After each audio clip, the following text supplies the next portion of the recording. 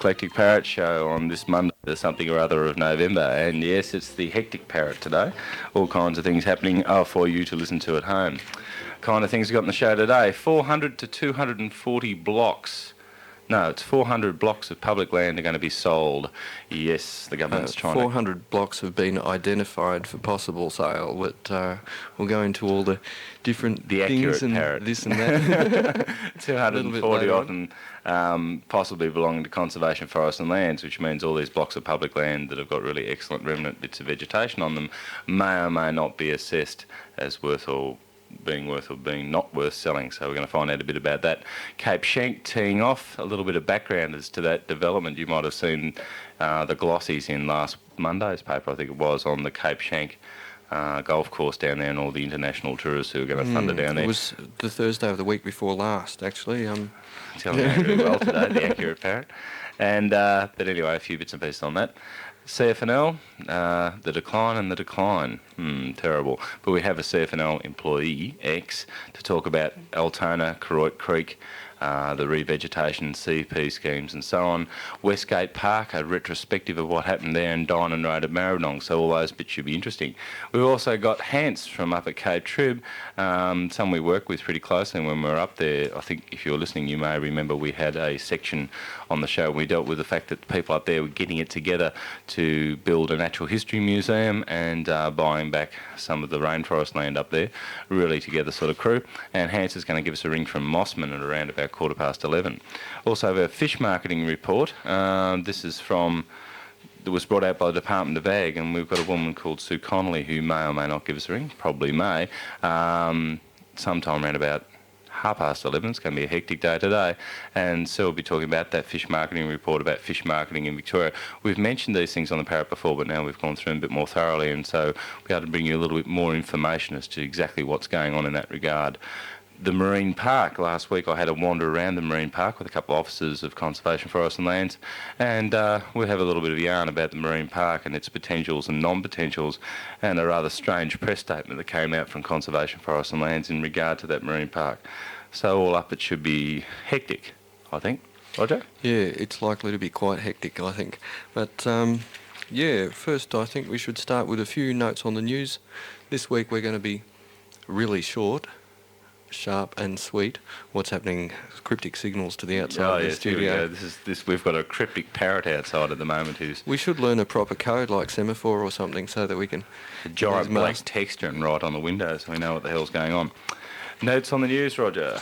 Yeah, well, I suppose the first little issue would be the parkland in Fitzroy. As you know, probably know that there's an old railway line that runs through Royal Park over to Fitzroy and Clifton Hill, and that's been closed for a number of years, and there's a little strip of parkland that is not being used at the moment, and there's a bit of a blue going on with the city of Fitzroy who wants to keep the area as parkland, and some of the Fitzroy residents who are concerned about public housing, and they would like to see some 15% of the area developed for 120 houses for public housing. And there was a meeting last week which I think some very shady things happened at. I was talking to a few people yesterday, and they said things were very confused, but a number of people have been looking at that stretch of land for a while, and now that Royal Park is going to be developed with some indigenous flora, some local native plants and things like that, it would be a prime time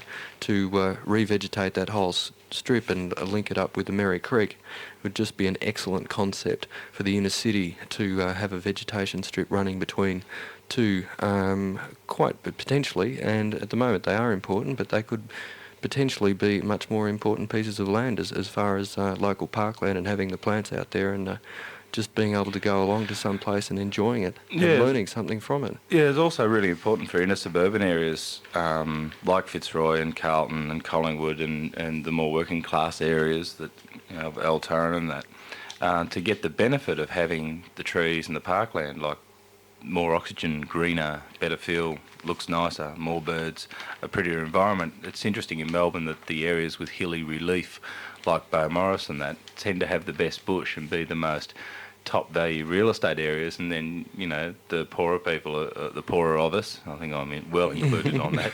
So I overspend my dole check weekly still, are now sort of are forced to live out in areas like Broadmeadows and Melton and so on, where it's dead flat and very few trees, and it'd be really good to see that trend reversed over a period of time.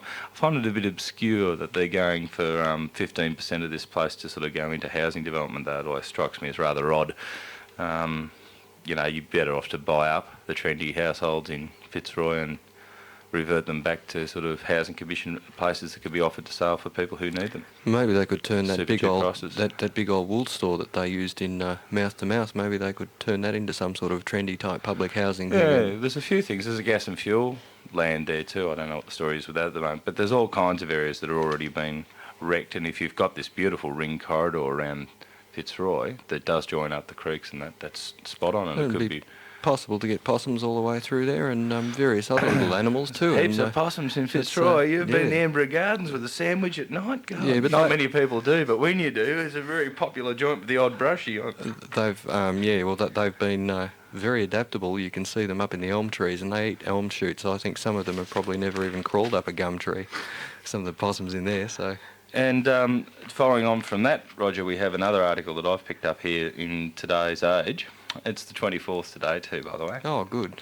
So it's 24th November. If you've just woken up out there and you're wondering what day it is, it's Monday, the 24th November. My sister's birthday is you tomorrow. You can tell happy your birthday, neighbours, happy birthday to Roger's sister. It's a good day today. Good day, Mum.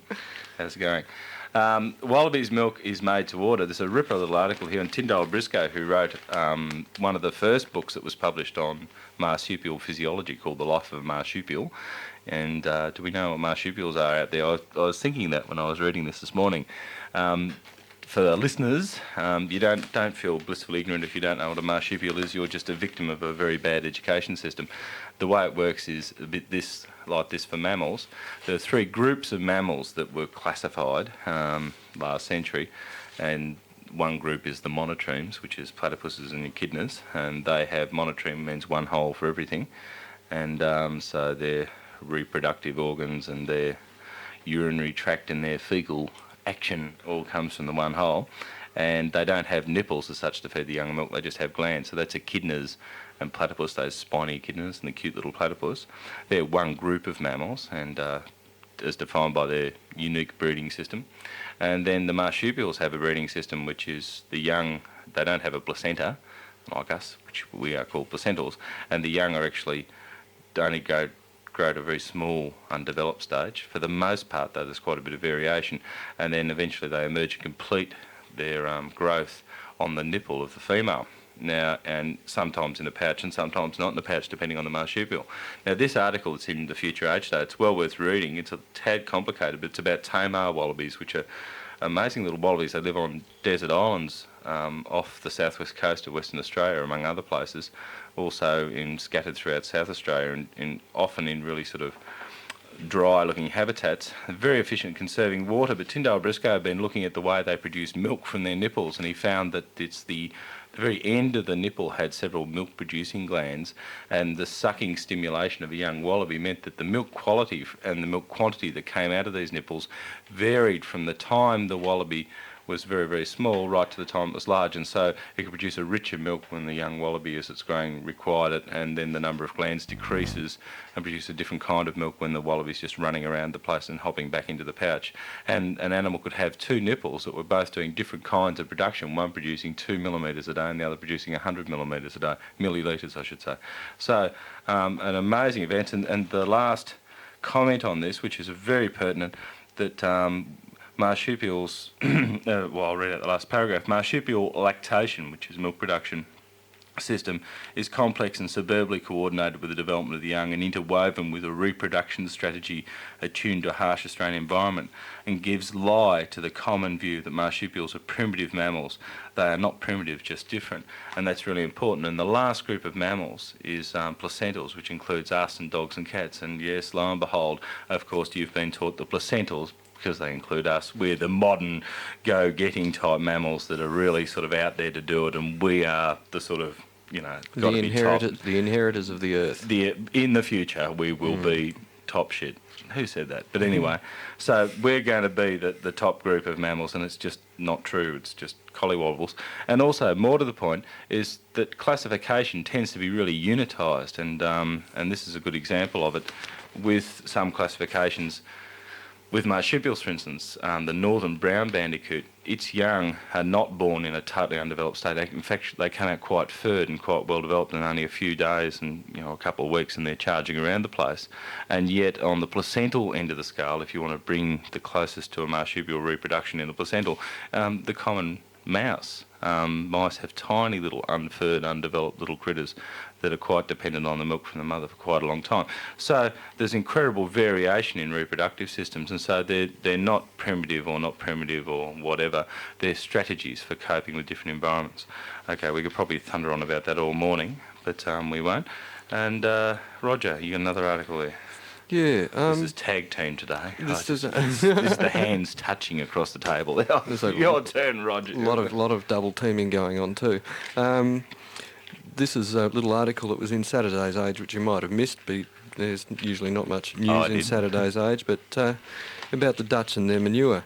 And after we've got an excess of butter and an excess of wine in manure, in Europe, there's another thing that they've got very large amounts of, a surplus in fact, and that's manure.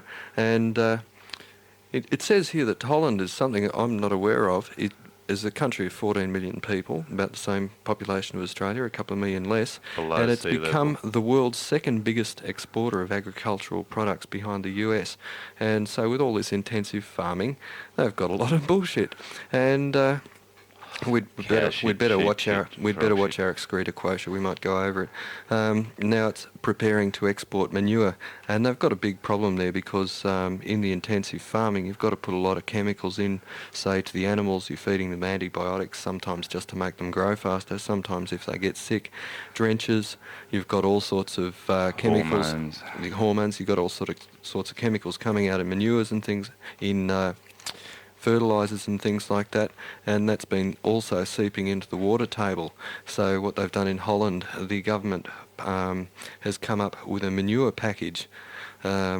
You can think of all sorts of parallels for that, I suppose, the Crap Act and lots of things like that, which was recently passed through the lower house of Dutch Parliament, and next week will be debated in the upper house. Finally, they're talking about what they do.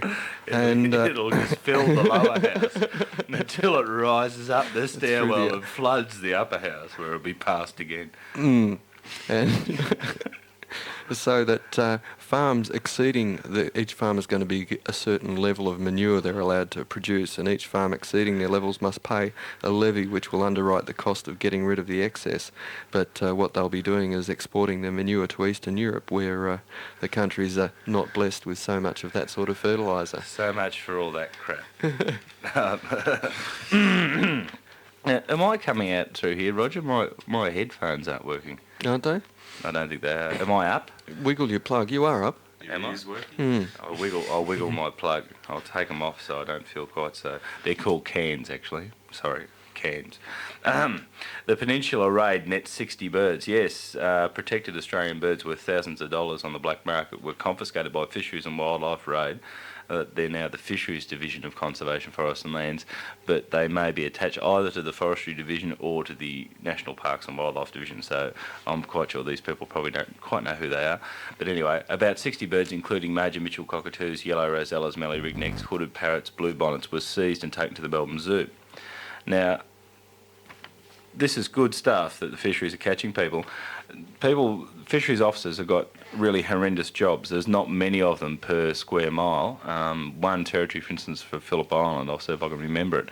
It went from Phillip Island, there were 2 officers, and when I was down there a few months ago, one was Crook, which is fair enough. And their territory extended from Phillip Island, all the coastal areas, through to Waratah Bay, which is down near Wilson's Promontory. Then it extended north from there to Mount Baw, across from Mount Baw to King Lake, and dropping in a beeline from King Lake and down and hitting and including most of the Mornington Peninsula for one officer at that stage. And he didn't probably know whether to drive his car or ride the boat, but he had a tough time and he was working flat out. Now, there needs to be more money for these guys. This job of catching people who have got birds is really dangerous. I've heard stories of dudes catching people up, and these birds, you'll notice a lot of them, like mallee ringnecks and so on, didn't come from down here. They've been caught elsewhere, up in the Mallee or up in the Wimmera region, and brought down. Now, they get pretty heavy if you've got a couple of $100,000 worth of birds on board and there's two fisheries guys going to bust you. And these blokes raided a place and they had guns. They thought they were safe, but their opposition not only had guns, but they opened a can of petrol and rolled it down the hill towards their car and lit it, and then blinded them with a spotlight and started shooting at them. So it's a bit of a heavy job for a fisheries officer sometimes. So these guys are sort of very much the unsung heroes of natural history. They're the blokes with the on-the-ground job of checking things out. And a lot of past names that come to mention are Jack Rhodes and Bob Austin, who's now departed from this earth, but an excellent fisheries officer down in the Yarram region. Bob was so feared in Yarram, even though he was one bloke, that I looked a bit like him in profile. Apparently my gut was a similar sort of design to his, and I had a jacket that looked at Tad Fisheries that my mother gave me. Thanks, Mum. And I was walking along the mud flats, and these shooters spotted me and just got into their car and bolted. He had them all just completely scared out of their wits. So he was incredibly effective for one bloke. So they do an incredible job. I remember meeting Jack Rhodes years ago at Wodonga and saying, are there any powerful owls around a buff? He had the location and drew me a map, and in this tree, bang, and asked him about this, that, and he knew exactly what was going on in the whole district. Unfortunately, fisheries officers some years ago were also given the job of checking out people's shooting licences, which is an incredible pain, and I think as Jack explained it to me then, it means if they see somebody shooting on top of a paddock and they say, okay, they're shooting for hares, there's no problem there, and keep driving, now they have to stop and get out and check their licence. Now, those kind of extra responsibilities without the extra staffing, even all those years ago, even though it's not in this Labor government's reign, are really making it hard for fisheries officers, and they must be, one of the hardest worked, most underpaid and most understaffed group in Victoria, and we'll get on to more about that later, but it's something worth noting, and good on you fellas for catching those bloody bird exporters, people who should be, no, we can't be fascist, just jailed, not shot. All right, maybe we should, at this stage, Roger, break into what's happening. Go on, you tell me what we're doing. I think we'll hoot off into a track, and if Mark, our first guest, can give us a phone call during that, we'll be able to get into the Cape Schanck story, which will be up next. And of course, it's an absolutely mega wonderful golf course, but as far as the planning goes and the environment, it hasn't done too well at all. No. Well, Cape Schanck teeing off after this track. This is Coloured Stone. They were down at the Forest gig yesterday, the Andy Wood shipping gig down at the Maya Music Bowl, which was all right. It was a nice day. That was to raise money for sawmillers' families. Wasn't it? Indirectly. This is Coloured Stone, undoubtedly the best group there. Again, teeing off with Cape Schanck in a minute, but just a couple of little mentions. One is on the Bass Strait trips. We rang up and we sort of got it booked out. If you haven't heard anything, don't worry, you will hear today. And there's been a few cancellations. So just about everyone who rang last week who's able to go, I think will be able to go, so don't panic. And for those not going, we've got a couple more dates later in November and a weekend late in January. So if anyone is interested still, and they heard last week us talking about a trip, that trip is the trip around the prom. By boat, camping at Refuge Cove overnight, checking out seal colonies and cruising around past various natural history goodies. If you want to go on those kinds of trips, you can give us a ring. I think you can give us a ring now on 419-0022, and Mick Varney's out there on the phone. And if you talk to Mick and get his address, we'll put you on the mailing list for our trips. You're not there's not an immediate sort of booking for any of the other trips at the moment, so don't sort of panic about it. But if you want to be on the mailing list for our trips from the Eclectic Parrot, trips with naturalists into the bush, to have a look at what's really going on, for sure give us a ring on 419-0022, 0022, that's right.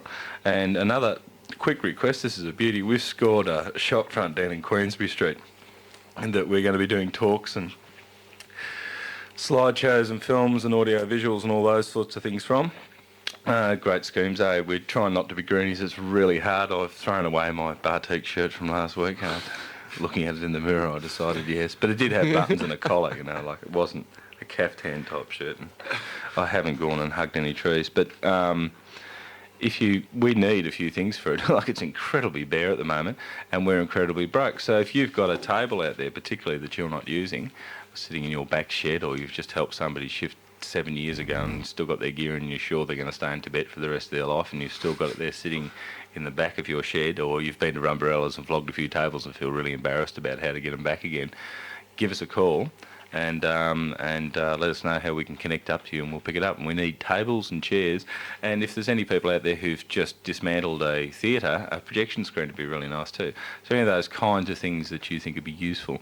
We've already had a donation of piles of seagrass matting, thank you, Phil. And so if you can help us out with any of that sort of stuff, that'd be really great.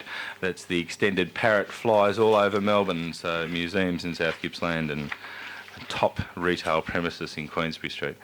Okay, Roger, let's talk about Cape Schanck and what's going on, and we've got Mark on the line. Well, we're going to be talking to Mark a little bit later, and I notice Cole's on the phone from Mornington. We're not going to be able to answer that, so I hope he can hold on too. We'll be talking to a couple of people who have actually worked down there and be able to describe what went on. Cape Schanck it's an interesting development to see how planning works and how it operates, but the Cape Schanck National Park takes in quite a long length of coast down there, and as we've said on the show before, it's estimated that some 3 million people every year get down to look at it. It's just a few kilometres south of the famous Greens Bush, and there's an area directly north of Cape Schanck which covers a few acres of very mature Melaleuca woodland and scrub, and various tea tree leucopogon scrub that is now being used for a double golf course. It's called the National Golf and Country Club, and as we said that that's, you know, I wish you wouldn't do that. Cut Sorry, my Roger. consciousness flashing Sorry, notes dude. at me Sorry, halfway dude. through the Sorry. room. So We've achieved the absolute opposite aim of that note, which was to get things to move fast. We've lost the thread of it. Well, you were the one who wanted to rave on about marsupials before, but good bit of education. So what happened was they built 2 golf courses in there, one for the normal people who can only play ordinary golf and who've got lots of handicaps, and the other one for experts like Greg Norman, which we managed to get out to see it a couple of months ago when the project was nearing its completion. And as far as golf courses go, I've seen a few good ones. I don't play golf at all, but it's a very nice golf course. Unfortunately, what's happened is to build these golf courses, they had to carve out some 18 kilometres or thereabouts. They're 18 kilometres or so of fairway, and most of that was carved out of bushland. And what happened was, it's a big project. It cost, I think, over $30 million. And it was brought to the Flinders Council a few years ago. The original owner of the golf course, Colin Campbell, wanted to redevelop it in a Scottish sort of sense, which means basically you build a golf club over the lie of the land, and no one much was interested in that concept, and some other developers came in and decided that they would actually carve one out, and it'd be a very big development with the golf courses and a huge country club and a housing estate that is also supposed to be in the bushland up there through the scrub. And they sat down and had discussions, which did take quite a long period of time. Had discussions with people from the Ministry of Planning and Environment, people from Flinders Shire Council, people from the developers, and from Conservation, Forest and Lands, people involved in the Cape Schanck National Park down there. And what they did over a period of time was to work out a management plan for the golf course. Now, some of these things involved the area was classified according to the quality of forest, and there's a ruling that only 30% of bushland classified B on the site was supposed to be cleared, and a number of things like that. So what happened was it went to the Planning Appeals Tribunal. The Flinders Shire Council changed the zoning of the land twice to incorporate the project, which is all quite legal, and they built up this management plan for it, and that was approved in principle. And following that, an environmental effects statement was written for the development, but that was merely paraphrasing of what had gone in the previous discussions. And the developers had got a directive from the minister saying that they should not proceed before the planning permit was approved and before the environmental effects statement was written. Unfortunately, they did proceed beforehand. No one pulled them up on it, and by the time final approval came through in, I think, about March this year, the whole thing was developed and it had gone too far. The developer's excuse for doing that was that they had just so much money there, sitting there, that it was costing them heaps of money not to go on with the project. And it's the old story of money rolling like the snowball down the hill. It gathers a little bit more each time, and eventually it gets to that speed where you can't stop it.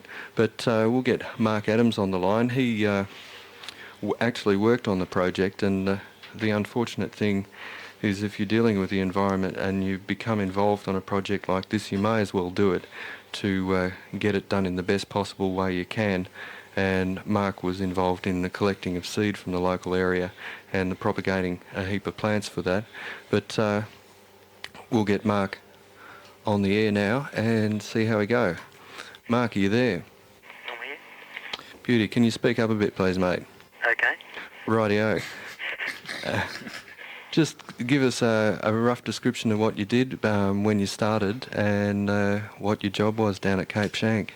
Well, I was approached by the landscape architects, Loader and Bailey, to do some seed collecting for the job and also propagate plants for the job for the owners were Cape Country Club Proprietary Limited. Basically, we just collected seed from the trees as they were cut down, the moonars and what have you, and also collected seed of some of the plants that grow in sand dunes towards Gunnamatta Beach. On how bad the rabbits were in various sections, but when you look at the area as a whole, I think it's only a matter of time before the rabbits spread right throughout the project.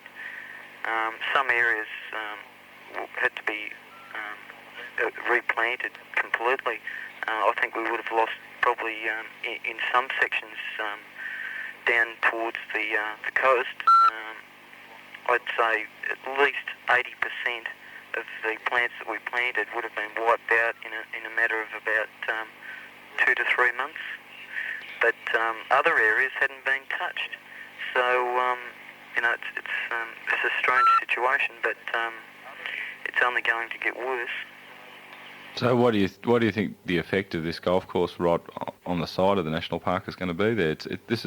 You explain to people, Cape Schanck, for those who are listening who may not quite realise where it is a large rocky outcrop going off the side of the Mornington Peninsula, sort of pointing in a sort of southeast direction, to be pretty right. Could you describe where this golf course is in relation to that, please, Mark? Well, it's directly behind the national park. The national park runs parallel to the coast, taking in the cliffs of Cape Schanck, going back about probably a quarter of a mile, a quarter to a third of a mile at the most, back from the cliffs, adjacent to the golf course. So. And this area is the area behind that. Is there any of this Myrna scrub that's preserved in the national park? Sorry? Is there any of the Myrna scrub that is preserved in the national park? Not very much at all. In fact, in proportion to the actual sections privately owned by the golf course and the farm adjacent to the golf course, I'd say probably only about, it would have only contained about 15 or 20% at the most of the Myrna woodland. Yeah, I think most of that was because Cape Schanck is actually on the younger dunes near the coast, and further back you get the larger, older dunes, and because there's more nutrients gathered in the soil over time, that you got the bigger, older Moonas growing in there. So they were actually on the higher areas behind the national park, and the golf course actually overlooks the national park. It's a beautiful view. Yeah, good value. What do you think should happen now, planning-wise, in the future, Mark? Do you think there obviously needs to be rabbit control introduced as part of that golf course, and are there any other suggestions you've got for future management of that area now that it's happened? Yeah, well, they really do need to have a team of people full-time involved in weed eradication, for starters. That whole area is quite rich in native orchids, like the little the pink Calodenia latifolia. I think most people call it pink fairies. Mm-hmm. And quite a lot of quite rich ground covers, like the coast swanson pea, the purple pea, which is flowering at the moment, which looks absolutely beautiful. Becky. And there's lots and lots of different plants in amongst the Murnars that really need to be preserved. And unfortunately, I don't think a project like that would have budgeted for such an intensive program of weed control. That's one problem. Another problem is the soil runoff after heavy rain.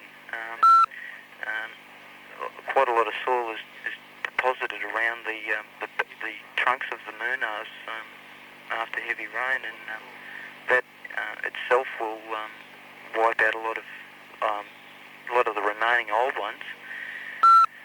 And on the higher sides of the hill, the roots are being exposed by the wind. So I really don't hold much hope for the survival in the long term of the remaining Murnars. Right, so really some of these international golfers and tourists who are paying their squillions of dollars to go down to this golf course, some of that money should be used to contribute to the maintenance of that area. You'd think it'd be something, perhaps correct me if I'm wrong, that it'd almost be an attraction to the people there, because if you're coming from overseas to this Grade 1 golf course, it'd be amazing to be able to play a game of golf and play it among trees that were 3,000 years old or whatever and 400 years old, and be able to see orchids and all that kind of stuff. From your dealings with the developers so far, do you think there's any hope for them to see things in that light? Well, there is hope. There's hope, but as far as the information that I've gleaned from the project, from working down there, there doesn't seem to be a vast amount of interest in preserving what's left. The main problems, as they see it, are the immediate ones, and that is the soil erosion problem, which is quite a big problem down there because of the sand. It's very sandy soil, and it blows away quite readily once it gets dry. And the sprinkler system just doesn't cover anywhere near the amount of area, so that they could actually keep the sand wet through the drier months and stop it from blowing away. So that they're up to their ears in just problems involved in erosion control. Right. We've got a lot to do today, so we'll have to ask you to... well, you'll have to take off anyway, Mark. Roger's trying to find a really tactful way of saying wind up. But, thanks for talking to us. We would have liked to have been able to cover this in a lot more detail, but time just doesn't permit. We will, we will do one thing, though. After the show, if you can get back to us, Mark, we'll follow up and give the developers a call and see what their attitude might be towards instituting some of the programs you've sorted out. And maybe CFNL can be of some assistance in their local region.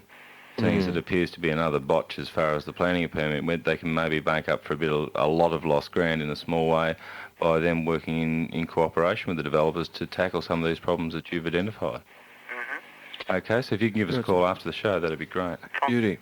Okay, thanks a lot, Mark. See you later. We might just get Cole on the phone for about 2 seconds to talk about some of the wildlife in there, because the thing about the Mooners is, and all that area, that the scrub is so dense that it's just top-notch habitat, and I don't know if he's ready for this, but we'll see. Cole, are you there? Hello, Cole? Cole's not ready for this, Roger. Cole? Roger? Yeah, you're on air at the moment, matey. Morning. Could you tell us a bit about some of the animals, the wildlife you saw down there when they were clearing the fairways? Right, well, the main native mammal that I saw down there was a ring-tailed possum. The whole area, you have to really sort of see the structure of the bush there. It's a very dense canopy overhead in amongst the moonars. They cover, each plant covers almost as much area as a small house, I'd say. And because of that, they provide a very sheltered and safe habitat for small mammals. There are lots and lots of hollows in the old branches and things. And there must have been thousands and thousands of ring-tailed possums there. What about marsupial mice and things like that, Cole? Well, we saw a lot of little things hopping off in the dust as the bulldozers were crashing all these trees down. Had there been any survey work done before the clearing there? As far as I know, there hadn't. But, you know, I'm not fully clued in on everything that's happened there. I believe there was a woman who did a study on birds there over the last few years. She wasn't to do with the development. It was just a private study, I think. And she'd recorded 120-odd bird species using the site. So yeah, it was an area that you could assume, couldn't you, that having this old and unique scrub, that it sort of had a correspondingly old and unique mammal flora too, fauna. So I think it certainly had that feel about it. The trees were very, very large, these moonars, even though they weren't particularly high. Lots of them, the hollows were large enough. I saw owls flying out of hollows, and lots of bats as well, of course. Many, many lizards and snakes. What incredible, isn't it, that we discover these areas as they're being cleared by a bloody bulldozer? It was really a wilderness area. It had a small amount of weed invasion, but it seemed to be largely contained by the dense canopy and pretty original ground flora. Well, Phantom, what do you reckon is the future for this area now? Well, after listening to Mark, of course. Well, all that's left of what was one big dense area of bush is just little strips that are exposed, very, very, very exposed. It's sown pasture grass or golf course grass all round in the cleared areas, which I assume will get seed and spread seed into the bush. There's certainly a lot of weeds about the area already that are just taking off around all the edges of the bush, and the little bits that are left will suffer greatly from exposure. You know, that you could be in amongst this bush on a day when it was blowing 40 knots sou'wester straight off the coast, and in amongst the bush you could light a match. Yeah. It was very sheltered, whereas now the wind just blasts through, sandblasts. So we got salt and erosion and wind blow and all the rest of it. When I was working with Mark planting trees there, one particular evening we finished work, next morning we came back, and the plants we'd planted, which were about 6 to 8 inches high, were completely covered with sand. This is round the green on a fairway. Jeez, I tell you what, you have to be pretty quick catching up with your golf ball over there or you'll lose it completely. This is a while ago, and I think they've established a lot more grass on the ends. Greg Norman buried when playing golf at Cape Schanck by 5 sou'westerly.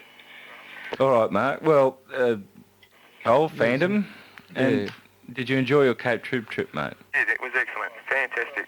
Yeah, we got Hans coming up online very shortly. That's why we're giving you and Mark the hurry up today, and to talk about Cape Trip. Is he online there, Rog? Can you see a bipping button for us? There's a bipping button. I don't know if it's for us.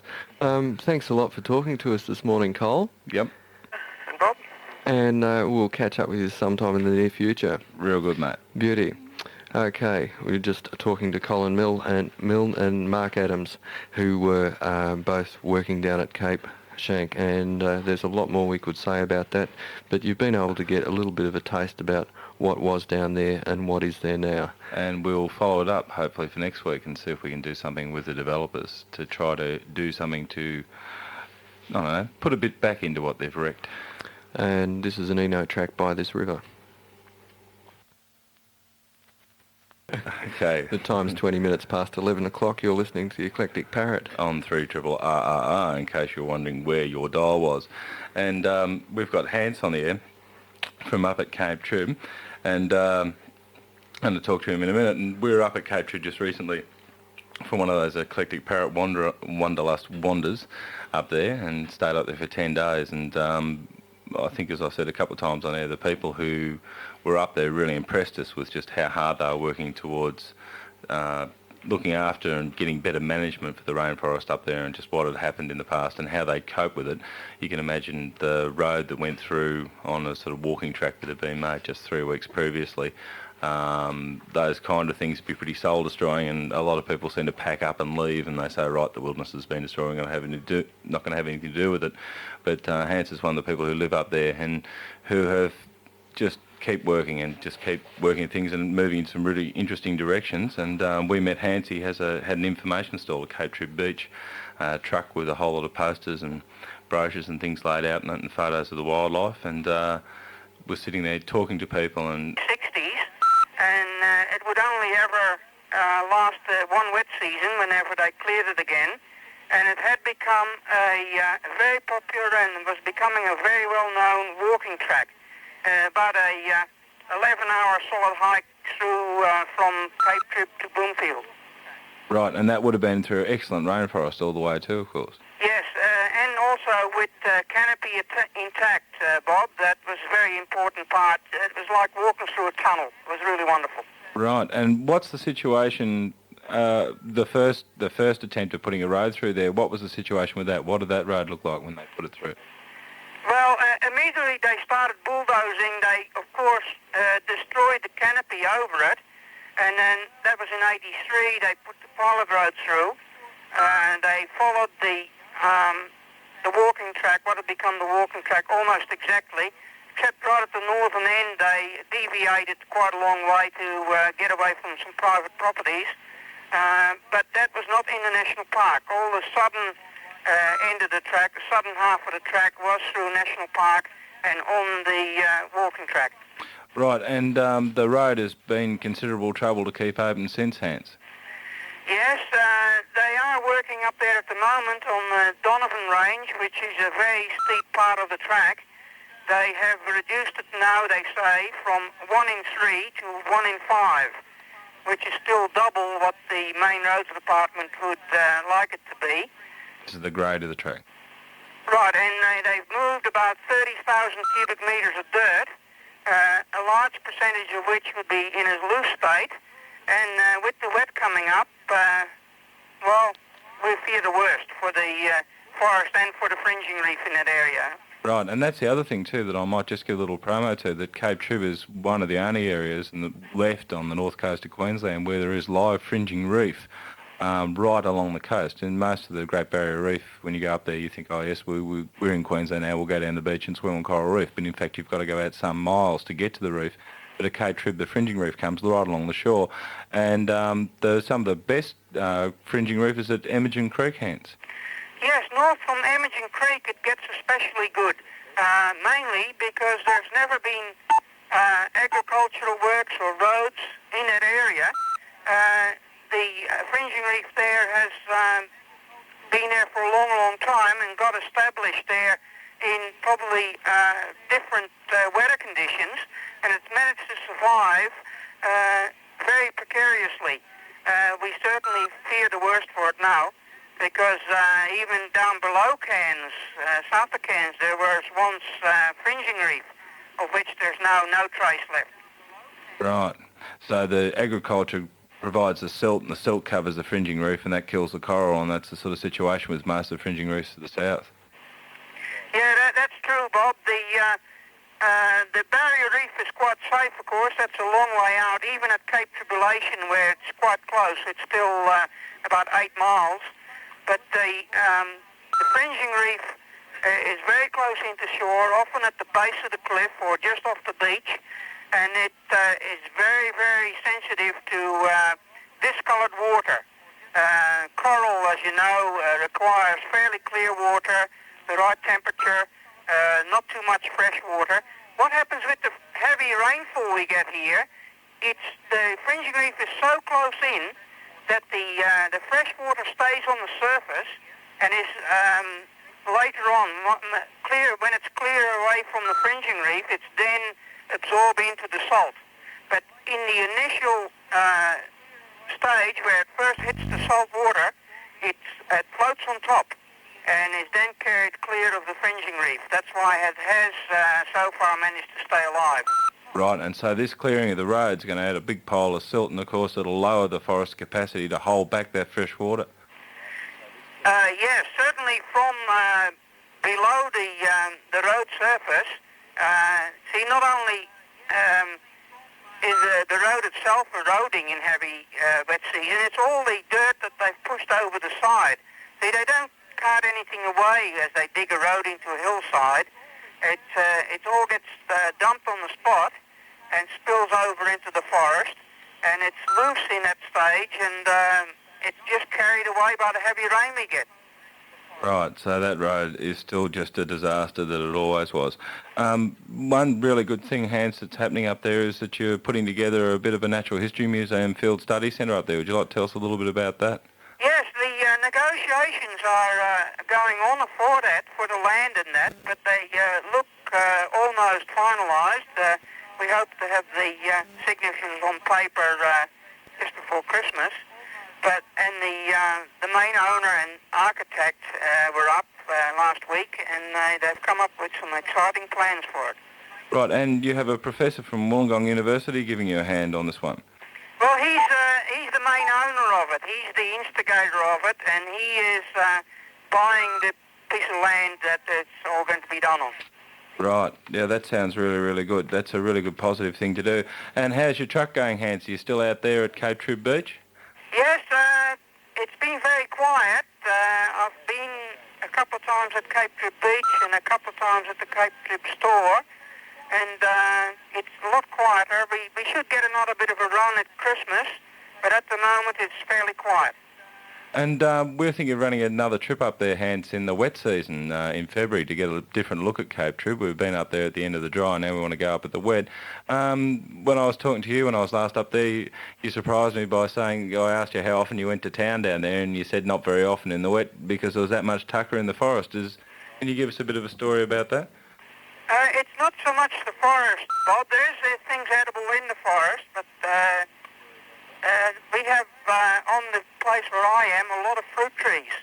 There's a lot of things coming on now, like breadfruit and jackfruit and mangoes, pawpaws and bananas, and I could rattle off for about 10 minutes the list of fruit trees we have there, and most of them come on during the wet, so we're usually well supplied in that way.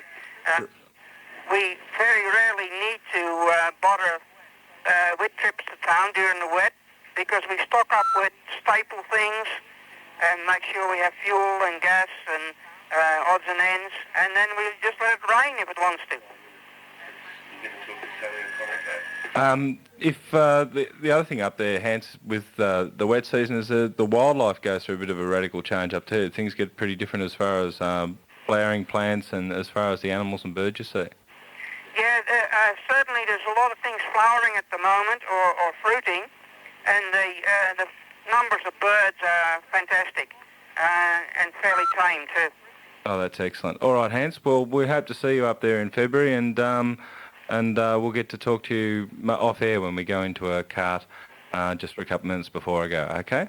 Okay, fine. All right, Hans. Hold on, and we'll speak to you again when we'll go through to this track.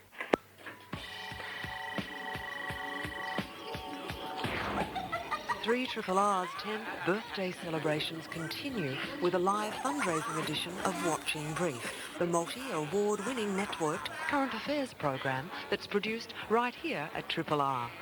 So join Ian Wood and Tony Douglas at 9 a.m. on Tuesday the 25th of November.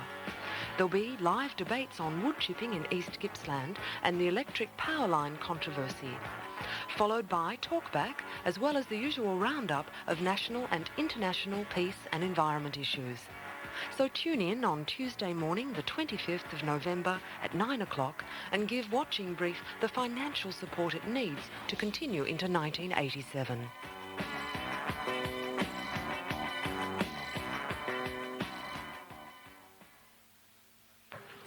Well, we were just talking to Hans from up at Cape Trib there, and he's running his own little mobile interpretation centre.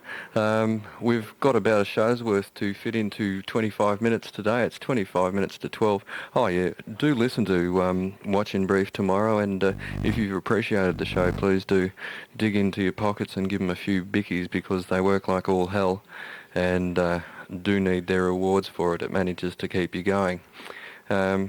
We continue on in the show. We've still got the issue with land sales, government land sales to deal with, and talking to Mark as well. But We got someone on air. We got someone on air for talk about fish marketing. Hopefully, if we can pick them up, if somebody puts them down again. Hint, hint, hint for somebody outside on 7-second delay. If you get this hint, the wholesale marketing and promotion of fish report came out in earlier this year, probably about 2 months ago, and it's an interesting report. There was 2 reports that came out simultaneously. The first report, though I'm not sure of their sequence, was on the quality of fresh fish market in Victoria, and we've already spoken about this one on air, and it sort of mentioned a few things like down at the fish market, the number one way of carting fish around appeared to be that retailers simply threw them in the boot of their car. That a lot of the fishing that goes on in the state, that the fishermen don't use ice when they're out there, though this doesn't seem to be near. The problem is the way they're transported to and from the fishing ports into Melbourne, often in big steel bins instead of the fiberglass lime bins, and often with very little ice on top, regardless of the temperature and so on. And this marketing report is an interesting thing, interesting little document. One of the things it pointed out was that one of the complaints, one of the most predominant complaints at the fish market from the retailers and from the fishermen, was in regard to the selling of fish, the pre-selling before they actually go to auction. That means that all the fish are meant to be auctioned at the market, but what apparently happens is that the fish are pre-sold, and that means that the auctioneer tells the fisherman what price he's going to get for his fish before they get to market, and this seems to happen with a very large percentage of the fish. Another big problem is the naming of fish. So many fish come out, there's no legal stand of names, and so John Dory is sold as barramundi, and mullet is sold as John Dory, and stingray is sold as flake, which is meant to be gummy shark or snapper shark, and so on and so forth. So the fishing industry is in really a terrible plight, and you can twig it just in this way. One, we've talked about the